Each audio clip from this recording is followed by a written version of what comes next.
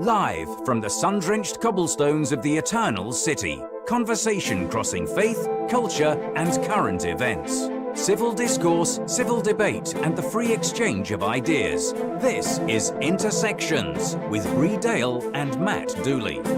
Now your hosts, Bree and Matt. Good morning from Rome. For those of you joining us for the first time, I am an internationally accredited journalist, including accreditation to the Holy See as the Rome correspondent for the Epoch Times. You may find me also on Catholic World Report, National Catholic Register. I've also been on Newsmax, and I hold a BA in History from Christendom College and a Master's in Foreign Policy and Diplomacy from the prestigious Norwich University. This is Intersections, and I am welcoming my co-host, Colonel Matt Dooley. Where were you, Matt? Were you playing around with technology and enjoying your background in all things super secret squirrel? Yeah, that's a bit like it. We are in the throes of the holiday season, but for those of us who are pushing on technology, there is no rest for the technical. This month is the end of the month, or I'm sorry, the end of the year. And anything that didn't get tied off that's on a schedule somewhere that leads to a demonstration in the next year has to be done, has to be complete. So we're working overtime, making stuff happen. All righty. We're going to be talking about some creepy tech today because we like to do that in this show, but lots to discuss as Matt comes back. So the way that we usually do our shows, we break it down into three themes: news impacting our faith, and then connecting that news to impacting culture and current events and politics. But boy, has it been a pretty busy week. It's almost like you can't even catch up with the news cycle because there's been just so much. What I really want to do in this first section is just kind of give an overview of some of the reports out this past week in the Vatican, and then discuss a little bit of that in our first section. And then our second section is going to be really focusing on politics and some of the things that we've been seeing out of Washington, D.C. and the world. Lots of stories breaking this past week on that. And finally, the third section, usually we play a little bit of catch up if we don't hit all of our topics on the second section, and then we talk about creepy tech.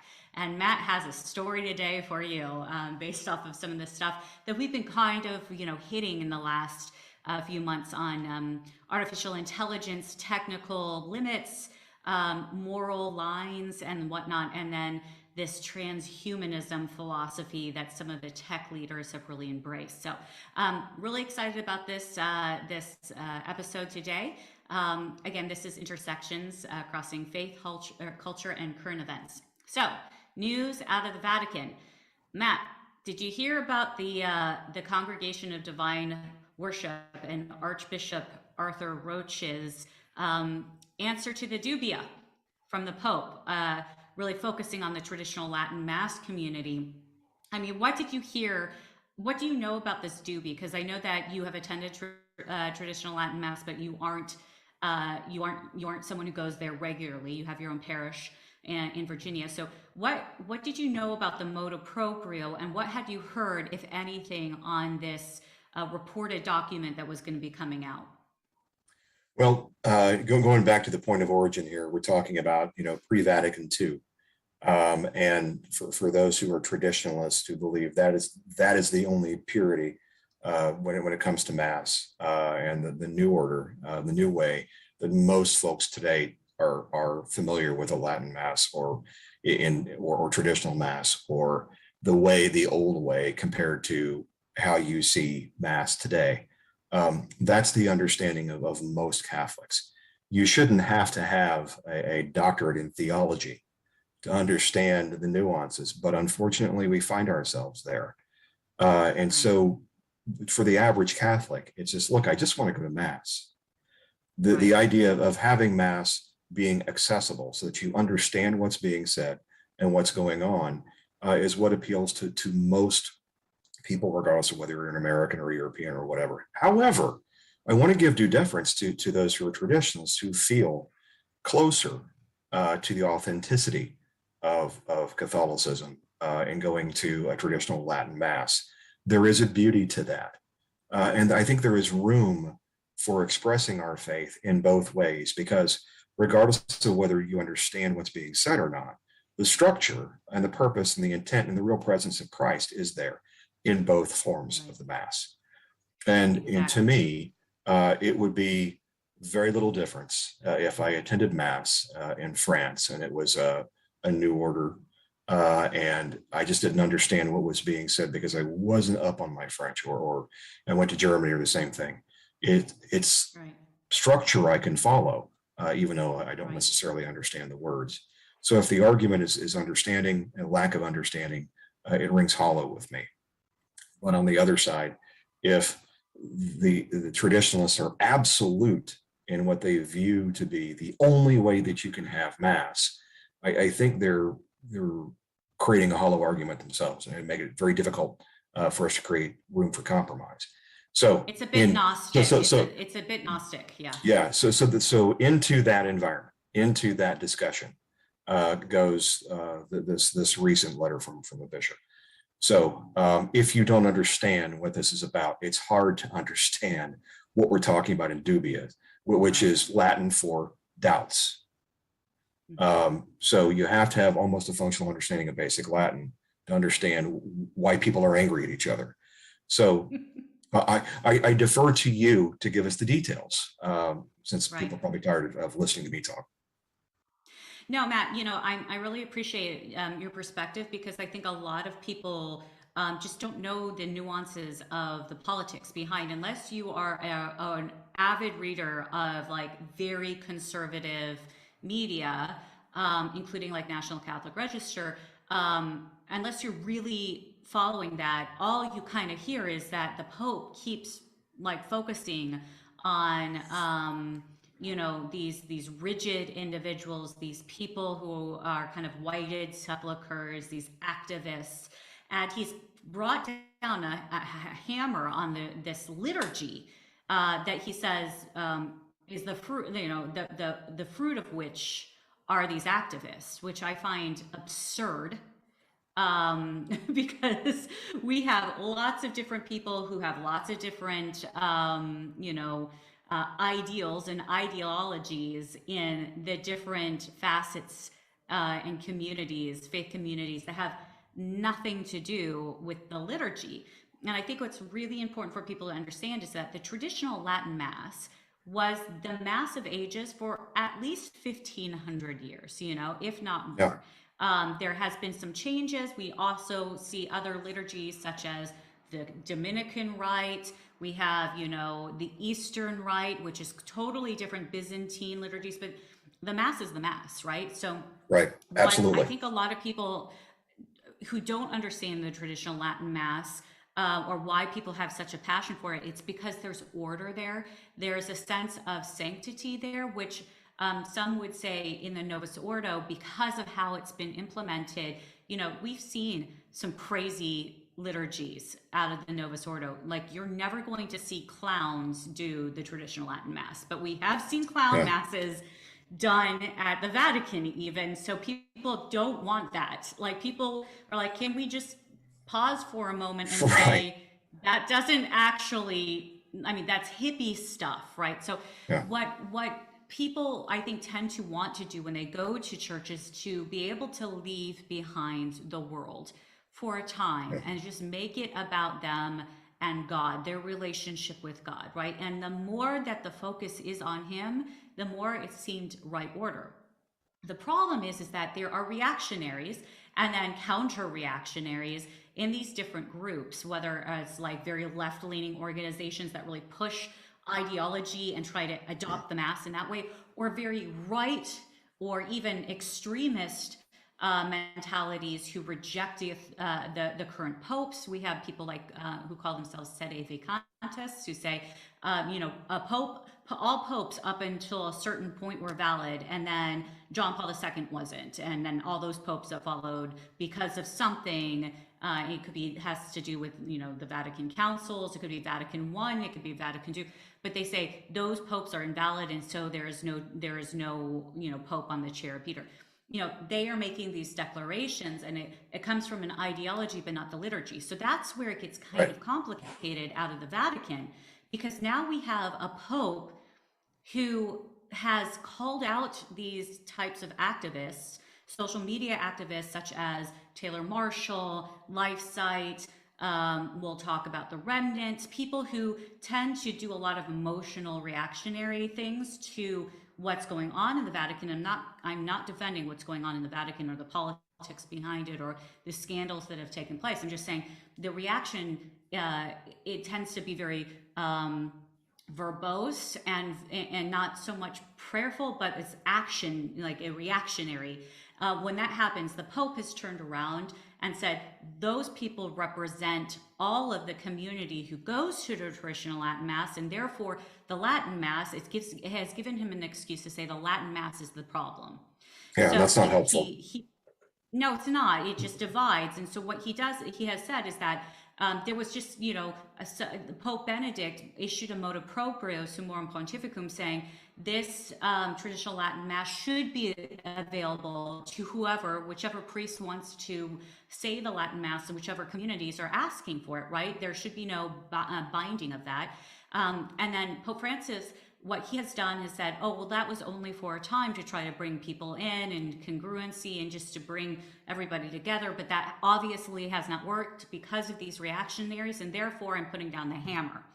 And he makes it very, very clear in his letter about this. And this is, I do believe that there's a direct connection to people like Archbishop Vigano and all of these other people who've been pushing out this rhetoric, because what it does is it puts them in direct conflict with the Pope, who literally is the monarch of the church and has all the power where these people don't. So what he did was, I believe, an abuse of power, and he has put down a hammer on the liturgy. He has the right to do it, but was it the right and fatherly thing to do? Was it accompaniment? There's a lot of other people that he's willing to accompany, but the people who are going to Mass, who are actually prayerful in these communities, he's really put a hammer down, Matt.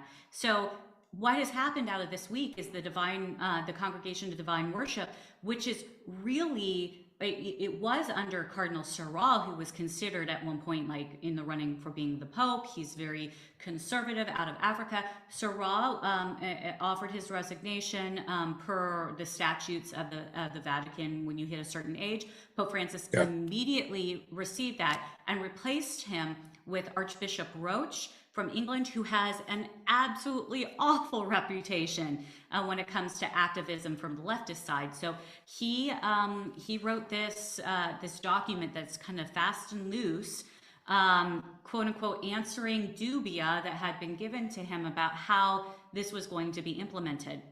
So we might go over into the next segment, but I think it's really important to understand that these answers, leading up to this document coming out, again, there were rumors being reported by the same types of outlets on the right saying that this document existed, but what it was going to do was implement super restrictions on the Latin Mass. Pretty much, you're not going to be able to say Latin here if you go to attend Latin Mass, just like here in Rome, where the Roman bishop who oversees Rome had put out some stipulations in accordance with this document that Pope Francis put out, said, oh, you can't go to the Triduum in Latin. You have to they're not going to be permitted to say the Easter Triduum in Latin. So people are like, oh, it's going to even be worse. And they're going to completely cancel all ordinations of the Latin Mass. And oh, you're not going to ever be able to have weddings and funerals and baptisms, right? So we're heading towards break. But I think, on the other side, we'll talk more about some of these other rumors coming out of the Vatican and how reactionaries have taken this. Because again, the document that was put out, the dubia, it wasn't actually in accordance with what the rumors were saying.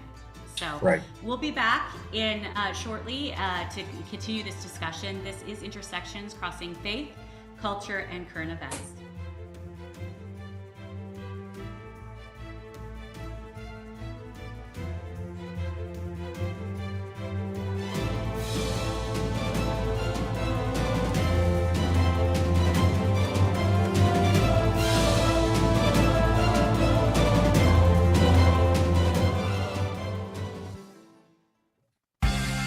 Whenever morality comes up in discussions, some atheists argue the behavior patterns we call morality are merely the product of evolution, naturally selected for the survival of our species. But is this true? The answer is no, and here are some reasons why. First, if it were true God didn't exist and our moral behaviors were merely the product of evolution, well then the dictates of our evolved nature wouldn't express the will of a being beyond man. As such, there would be nothing to morally bind man's will and thus no moral obligation. Second, what if the behaviors we judge now as wrong, such as rape and murder, become beneficial for our species in the future? According to the atheistic evolutionary account, they would have to be morally acceptable. But these conclusions are absurd. Moral obligation does exist, and rape and murder will always be wrong. Therefore, evolution is not sufficient to explain morality. I'm Carlo Broussard with a ready reason for Catholic Answers, Catholic.com. We all know children have a natural innocence and a sense of wonder. Yet our world is full of distractions that can pull families in the wrong direction. But with the help of God and a church family, your children can grow in the security of faith, hope, and love. Weekly Mass provides that critical faith foundation needed in life. So if your family hasn't been to Mass in a while, we'd like to invite you home. Discover more at CatholicsComeHome.org.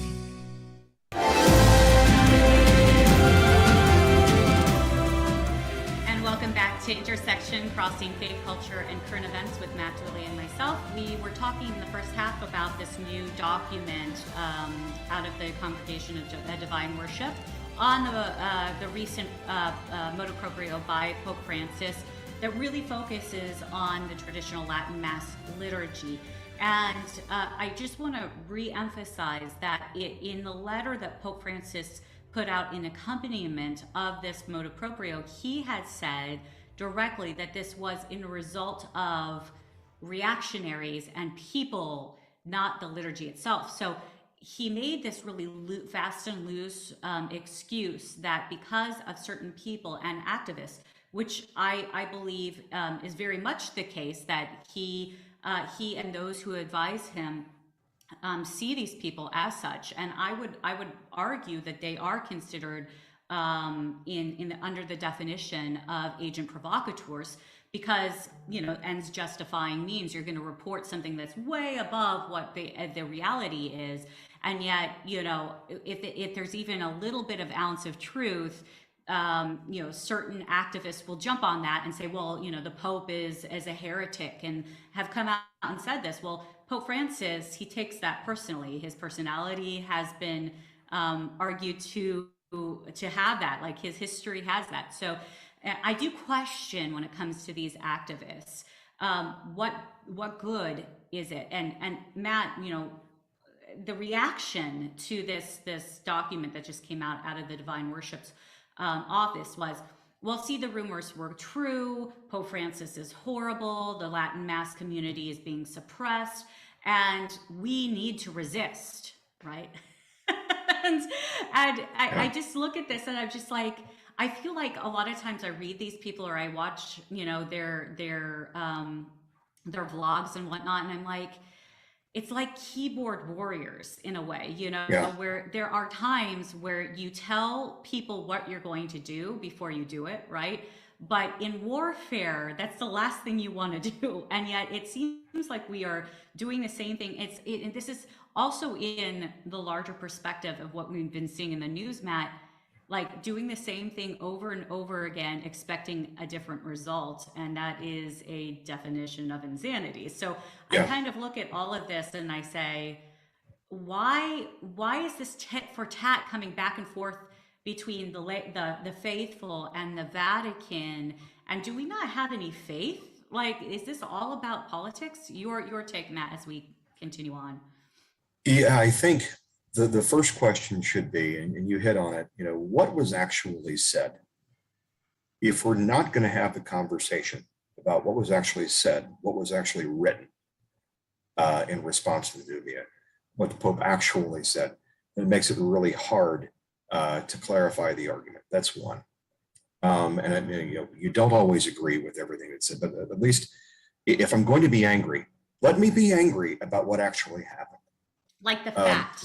Right. right? Get to that. Not the reports and the rumors that, and then Yeah. just say, oh, well, the ends justify the means. They were somewhat right, so yeah, we were right. No, not Yeah. actually. When you once you get into that gray area, then you get subject to confirmation bias. And then once both sides have confirmed their biases, no one is having a discussion anymore. It's pointing fingers and anger. So that's one point. Yeah.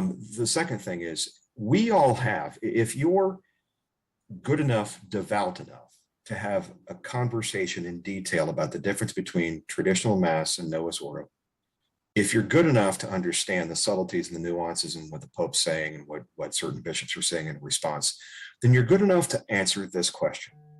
Take the random Mass that you see, whether it's one with crazy contemporary music or a traditional Latin Mass or the one that you happen to have in the old ancient 200-year-old church that happens to be in New York or when Notre Dame was there prior to the burning. All the different churches have different themes, but all of them have the same elements of the Mass. Mm-hmm. If all those elements are there, then it is a Mass, in my somewhat quasi-Catholic educated opinion. You may not like the music. You may not like the decor. You may not like the color of the wood in the pews. But if it has all of the elements of the Mass, and most importantly, the true presence of Christ in the Eucharist, you're probably good to go. And if you don't like it, go to a different church, so long as it's Catholic. If I don't like the music, I go to a different Mass. It doesn't mean that I stand there and point fingers at everybody who goes to the place with the music that I don't like and call them non-Catholic.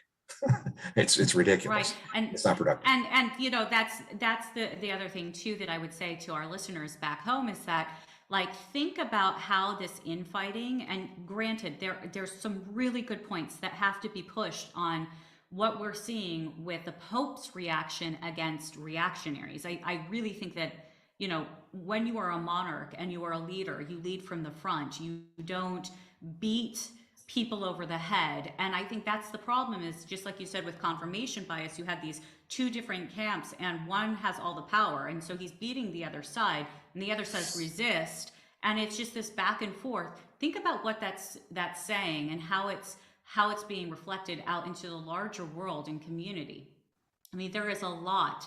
And it's the same thing that I would say to Pope Francis, like, why would you be hitting this group of individuals? And I think his response would have been exactly the way his response was in the letter, that these people represent the Latin Mass, that's just not right. That's not correct. So I think we have to self-police, those of us who go to a traditional Latin Mass, we really have to self-police and hold those who are reactionary to a higher standard, Matt, because only one side says that truth is relative and subjective, and you can do, and the ends justify the means. The other side supposedly is reporting and serving the truth, who it has a name. His name is Jesus. So it's almost like, which is worse, utilizing the faith for your ideologies, those who claim that they serve the truth or those who say truth is relative. I would say, I think those who claim that they are serving the truth and they're pushing out, disinformation and lies. But Matt, speaking of disinformation and lies, the Pope is still alive. Yes, he is. rumors of my death have been greatly exaggerated. Exactly right. Quote from Mark Twain. Alive and kicking, and as he celebrated his birthday this week, welcoming refugees and photo ops with children. So, I mean, take that for what you will, especially after bringing down the hammer on a group of faithful. But he is still alive, so we are still counting the days. Supposedly he was dying, according to Newsmax, but that was never supported, or nothing has been confirmed that he is dying in legitimate Vatican media. So I just think that we'll just keep watching. Maybe Newsmax has the exclusive on that, but talking to different secretaries of different cardinals, pretty sure that no cardinal secretary would be speaking to Newsmax about these rumors. Most cardinal secretaries are told not to speak to the press. So that continues, Matt. Any thoughts on that type of reporting out of Newsmax? Because we also saw Newsmax saying that Tucker Carlson, reporting Tucker Carlson, is a crony of Putin and supports Putin. So what are your thoughts? Yeah, Is we're this for back clicks? into we're back into this in the era of the 24-hour news cycle. This competition to be first. Everybody wants to be first, but no one wants to be right. You've got to be, if you're going to maintain your credibility as a journalist, it's okay to be first, but more importantly, you've got to be right. And the idea to steal the scoop, to grab a rumor and run with it, puts a lot of pressure on having networks of information that are verifiable. And I just I don't see any evidence of that at all.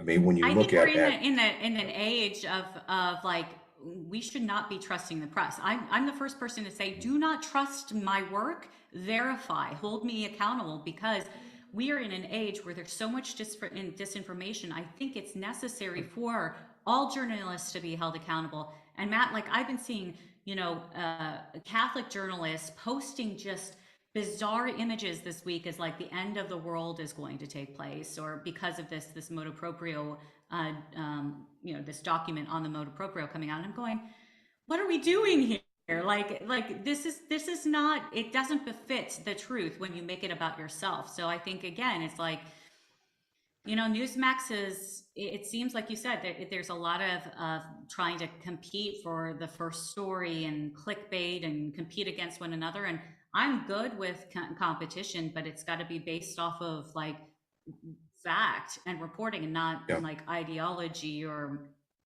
rhetoric. Again, ends don't justify means. Matt, I'm going to throw a last just quick story out before we start hitting U.S. news and world stuff. So Cardinal Pell did an interview with the Register this week, and in which he called for Cardinal Becciu to explain where reported money transfers that he made went to in Australia. And the question really has to be, do you think that two cardinals who personally do not like one another, do you think that this is going to play out well? I.e., do you think that Cardinal Becciu will ignore him or give him the benefit of the doubt? Because Cardinal Pell spent like years within solitary confinement for trumped up charges of sexual abuse in Australia, the same Australia that we're seeing right now with just bizarre COVID activity. And police, almost like a police state. So it's not too surprising to see that based off of what we saw with Pell. But do you think that this like back and forth between these two cardinals, and especially now that Cardinal is going through, his own, Cardinal Becciu is going through his own criminal proceedings, which is bizarre itself. Do you think Becciu is going to answer Cardinal Pell on this? That's a really good question. Because they have a track record of not liking one another.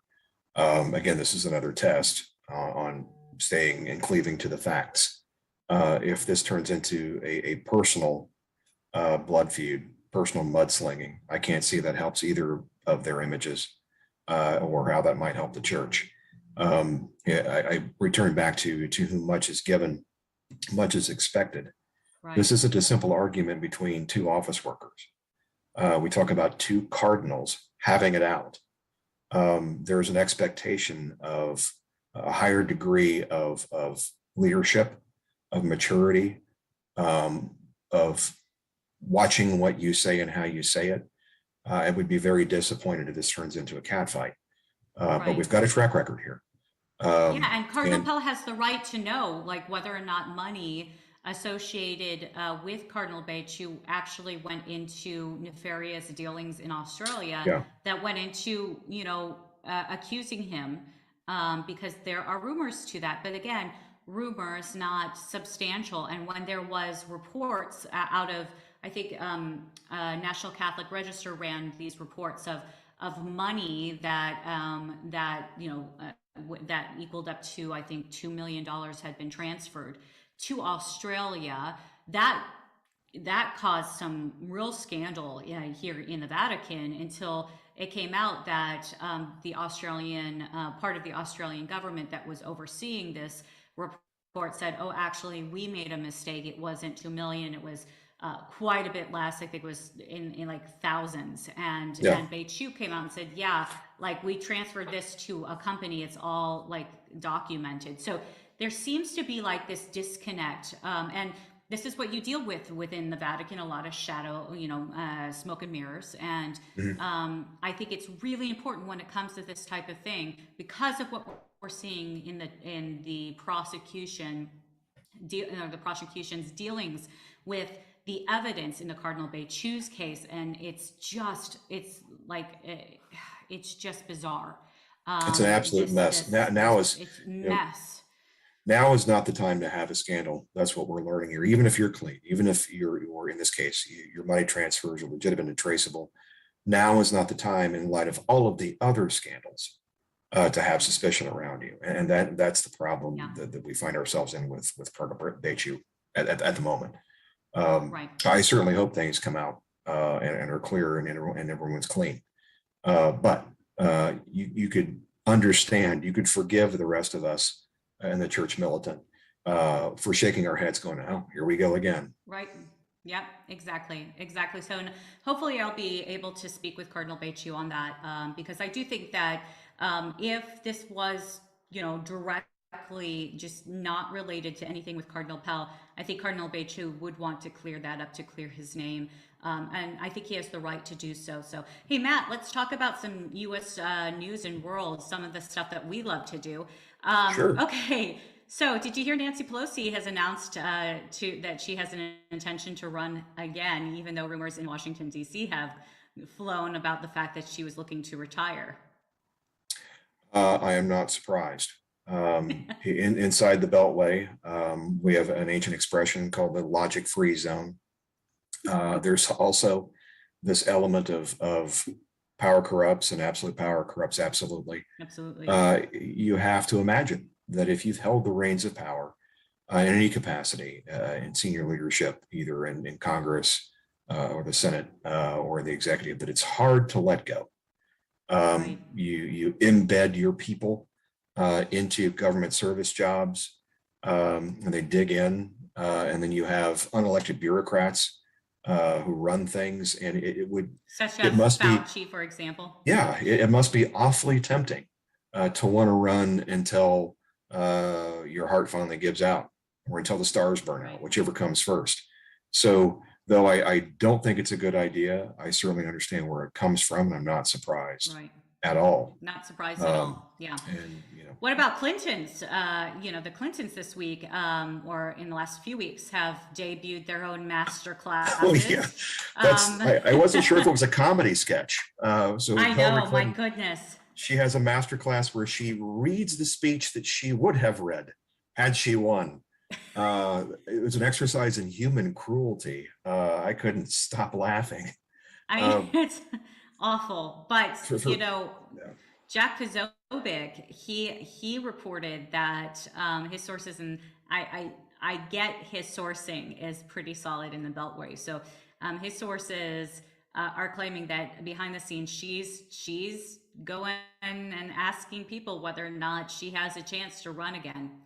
She knows that Biden is doing poorly in the polls, Harris even more so.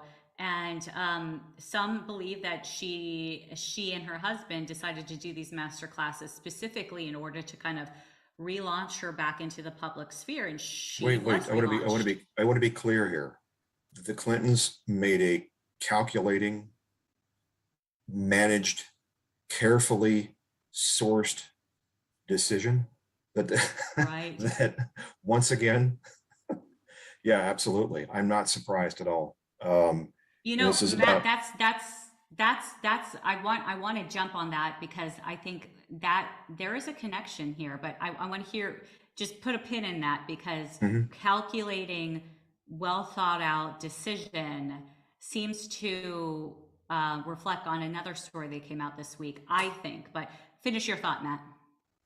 Yeah, well, I was just saying, I'm not surprised at all. If you understand who they are, if you can set the emotion aside, whatever your political views happen to be, the Clinton machine is all about maintaining their access to power or their control of it.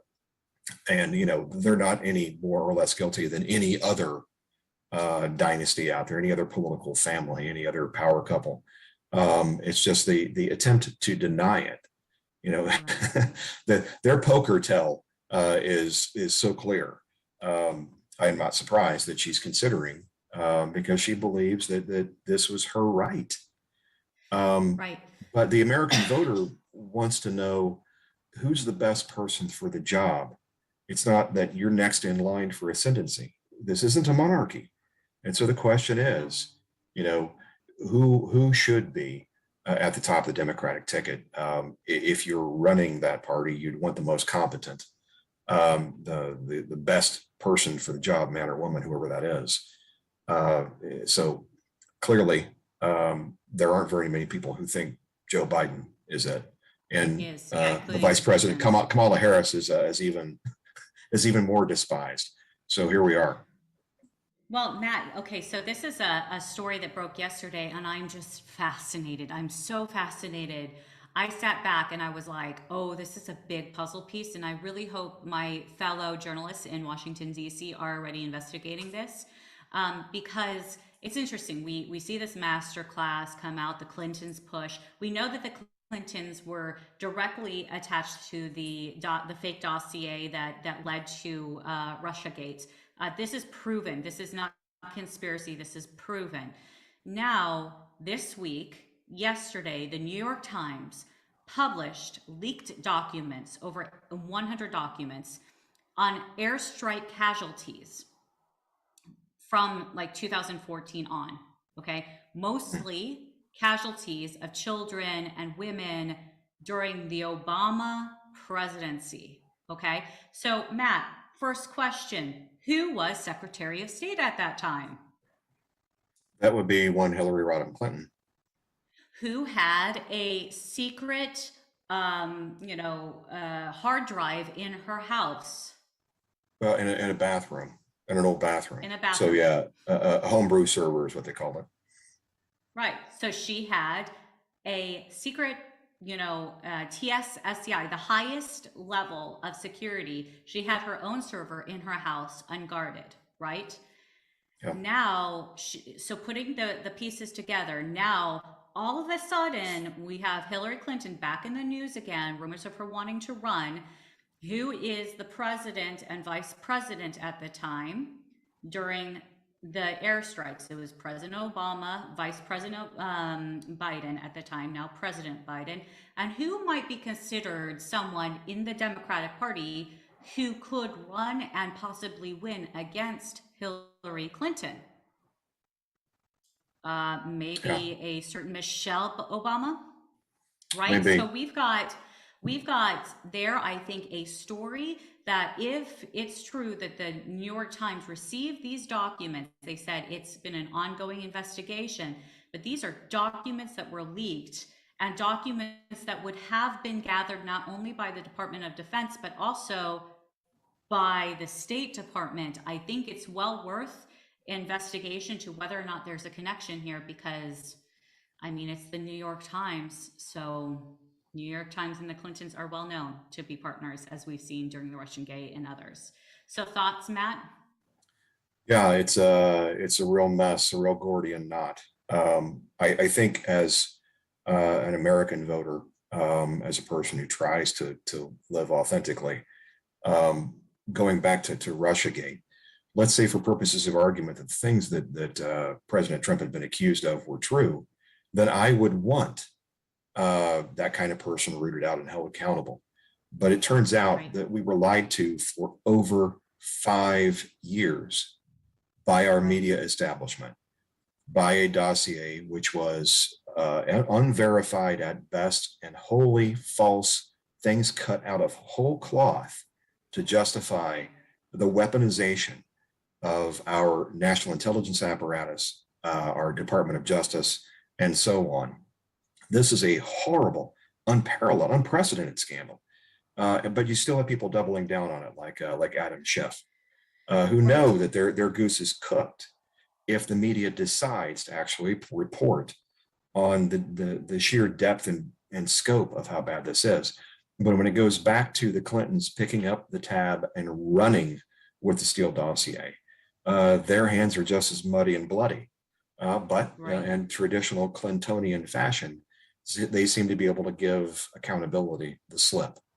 And we've entered into, this is my last point, we've entered into an era of American politics where anything goes. The defeat of the other side, regardless of which side you're on, whether you're a Democrat or Republican, conservative or liberal, the defeat of the other side is so important that our enemies are so evil politically on the other side that anything goes, anything's justifiable.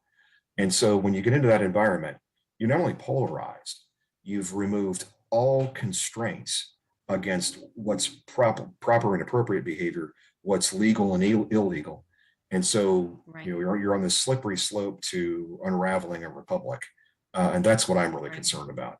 The media says that holding folks accountable for what happened over the last 5 years is threatening democracy.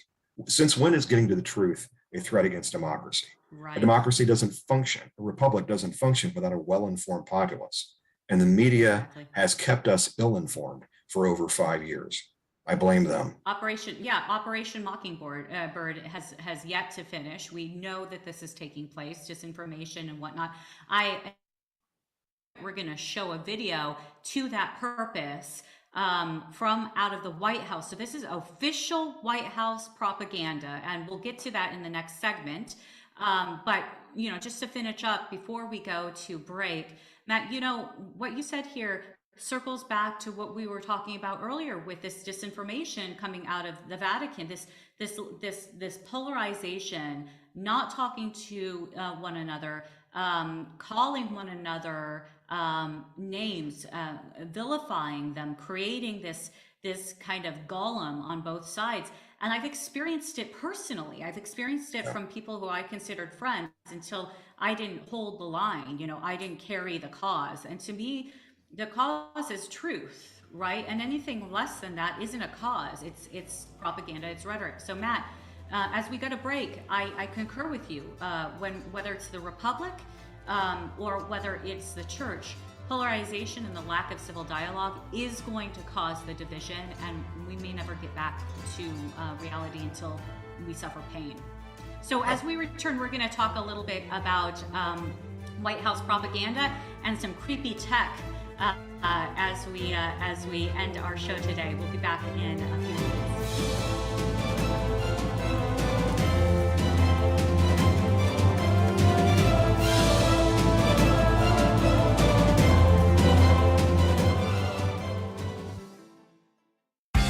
A skeptic once engaged me in conversation saying, "Yeah, I'm skeptical about everything." To which I replied, "Are you skeptical about that?" And I actually got a chuckle out of his girlfriend standing nearby. You see, the claim, "I doubt everything," refutes itself. If a skeptic doubts everything, well then he must doubt the claim, "I doubt everything," which of course is the same as saying, "I doubt that I doubt everything." This is absurd. If a skeptic doubts his own assertion, "I doubt everything," well then why even put it forward? Suppose my skeptic friend retorted, "No, I'm certain I doubt everything." Well, this wouldn't help him either, because there would be one thing he doesn't doubt, namely the claim, "I doubt everything." No matter how a radical skeptic approaches his skepticism, whether he doubts it or affirms it, he ends in a self-contradiction. I'm Carlo Broussard with a ready reason for Catholic Answers. Catholic.com. Years ago, when I started acting, modeling, and singing in Mexico, my Catholic faith was not the center of my life. It took me many years to discover that success, fame, money, and all the pleasures of the world were not going to fulfill me. I got to a point in my life where I thought I had everything, but I realized something was missing. Thankfully, I began a faith journey that brought me back to God and home to the Catholic Church. You can too. Discover more at CatholicsComeHome.com.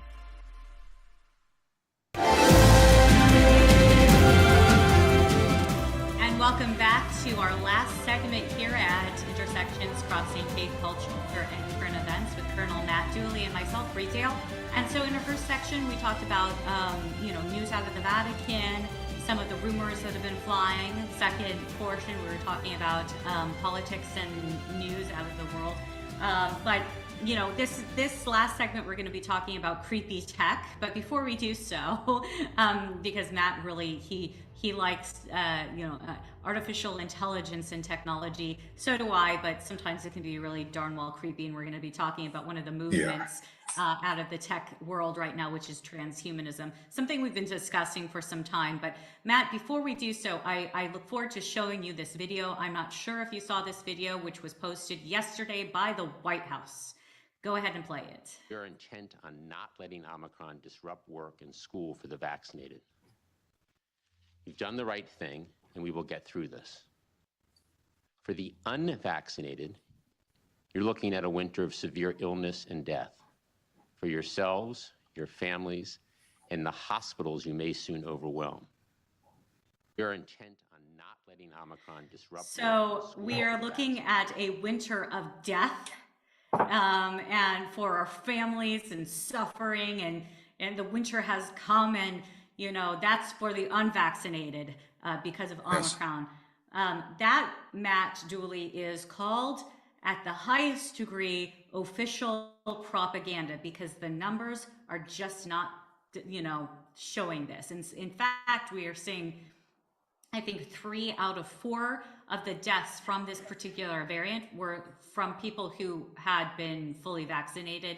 And so, Matt, like, what are we looking at here? And there are rumors flying in Washington, D.C. that on Tuesday, the president's going to announce a national lockdown or restrictions. Thoughts, Matt? Well, I think they missed a real opportunity at the end of that. We described the great winter of our discontent, where the person who was running the camera should have had the music on cue to go bum bum bum, because if they'd done that, I would have been convinced. But all kidding aside, look, for anyone who's gotten sick from COVID, or for anyone who's lost a family member or a friend or a coworker, I am empathetic. That any severe disease, but we can get into the comorbidities and where you can be as far as your age and your health that dramatically increases your risk. But getting to the fact here and the discussion about Omicron is what we're having, that particular variant, what we're talking about here. I was thinking about this morning, in the 90 days or so that we've been dealing with this as a scientific community. We've learned a lot. One, that its point of origin for this particular variant comes out of South Africa. So we would be completely within reason to call it the South African variant. But we picked a Greek letter for it. But they're seeing a couple of things. One, it may be upwards of 50% or more transmissible than any previous variant. So we know that. Moderna just released evidence that if you get a Moderna booster, it's very effective against Omicron. So we know that. So there's lots of scientific data. But the one thing no one wants to say, though there is evidence that the symptoms are far less severe, is that it's not as fatal. Why is that? We have all of this other scientific information as we learn about the virus. It's been around, this particular variant, for a couple of months now, and it's spreading, but we're not seeing the levels of fatality. And if we're honest, scientifically honest about this virus and this particular variant, then we should be putting that out. That, yeah, it's a great idea if you don't want to get sick to go get a booster if that's what you want. Right. However, it's not killing people, so don't panic. But if you follow the money, there's business in driving people towards getting a booster. And if you follow the pursuit of power, there is power in driving people towards being compliant to another lockdown. And the difference between now and where we were 2 years ago is that it's not just Americans, it's everybody across the globe is pretty much in COVID fatigue. We're sick and tired of it. And we've now grown skeptical of our betters. We've grown questioning of those in leadership. And nobody's listening to Fauci anymore unless you want great comedy. And yet he was there. So, he was there. There's the man of science there, literally not stopping the propaganda and the fear mongering, saying to the unvaccinated, literally what was said was, to the unvaccinated, you must be prepared for a winter of death. Like, You're the problem. What? Ugh. Like, Yeah. I mean, to me, it's just beyond the pale that you would use this rhetoric as leadership to stoke fear, which is what they want for power. This is why I think what you said with, I mean, we're seeing it across the globe right now. And it's funny that the media is not at all reporting on this. It goes back to the New York Times, pushing out propaganda as well, saying that protests are not large and things are fizzling. It's not. And it's getting larger and people are getting tired of this. So Matt, is there going to be a breaking point? Do we think we're going to see lockdowns? Because we're already starting to see some lockdowns out of the Netherlands yesterday, where they went into lockdown. Israel going into lockdown. So, do you think we're going to see a lockdown in the United States? I think folks are tempted to go with what they know. And we've done lockdowns before, but in the end, what you'll see is the next question is: are we going to see civil disobedience on a scale, on an American scale? With an American angle on it that's different than what you're seeing in Italy or in the rest of Europe. I think that's the next question.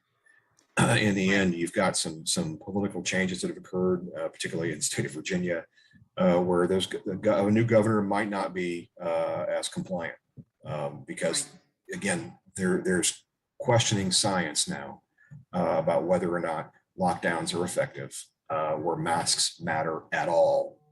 And if you're already vaccinated, of what threat is the unvaccinated to you? And if a vaccine works, it shouldn't be much of a threat at all. Right. So if people are choosing, if we, and sorry, there's a little bit of delay, so I'm speaking over you. I just wanted to say, when you say like governors are not going to comply, I actually, I think constitutionally they don't have to, which is one of the reasons why we've been seeing what we're seeing in Florida. So do you think we're going to see other governors stand up and say enough to federal mandates? I think you'll see the current resistant governors, they're not going to change policy. More people will flee to Florida, for example. Texas, same way. And I think Virginia will change too. You'll see a rebellion in the red states, figuratively, of course, resistance to full mandates. And you'll see the same thing pretty much going on in the Northeast as what they've done so far, which is lockdowns and draconian measures that really didn't have any effect at all. So, Matt, to follow that, out of this week, and I didn't send Adrian, our producer, a video on this, so unfortunately we can't play it, but what I was reported out of the Northeast, out of New York, out of Brooklyn, is that, get this, Black Lives Matter, people who are activists, people who've been involved with the protests, the sit-ins, all of these things through Black Lives Matter, teamed up with people who are anti-COVID mandates in New York and in Brooklyn.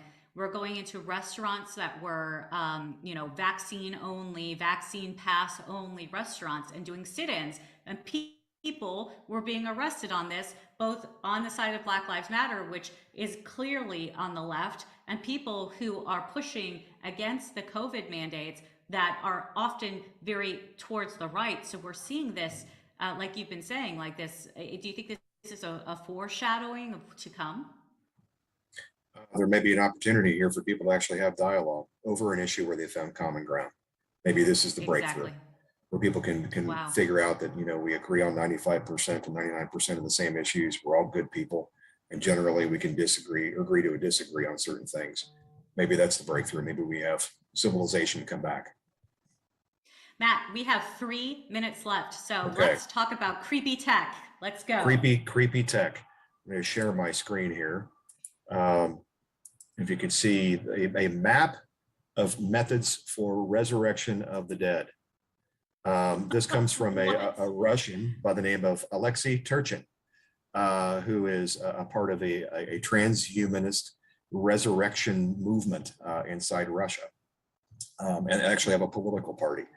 What you see in this spectrum here of plausibility from lowest, where it's most implausible, most unbelievable, to where it's most believable. These different lines of possibility for resurrecting. Can you read some of those for could you read some of these off for those who are Yeah, listening on the radio? we'll start at the bottom. Since Yeah. we talk about, our Christian beliefs, transcendental resurrection, the resurrection of Christ. Clearly, we talk about in the box here, confluence with God, reincarnation, afterlife, transcendence. That's where we get into this, physical resurrection according to God's will, what we believe Christ did for our salvation. He is our Savior. He is our Redeemer. But as you get further up, let's take a look at the middle, the New World models with new physics, new information traces, downloading your information into a parallel world where you exist in simulation, where your true That's the consciousness is metaverse. inside a Yep. technical world, this metaverse we talk about. And you'll exist in there until such time as technology is ready to actually physically bring you back, where you can be reconstructed by AI. And they have these levels of Kardashev's third AI, fourth AI, and fifth AI, where you can see where you're reconstructed based on trace elements of what you were, who you were, to total reconstruction, where computer simulations bring you back. And then the top here is My prepared goodness. while you're alive, in cryonics or digital immortality, whatever. And we've It's seen some of that.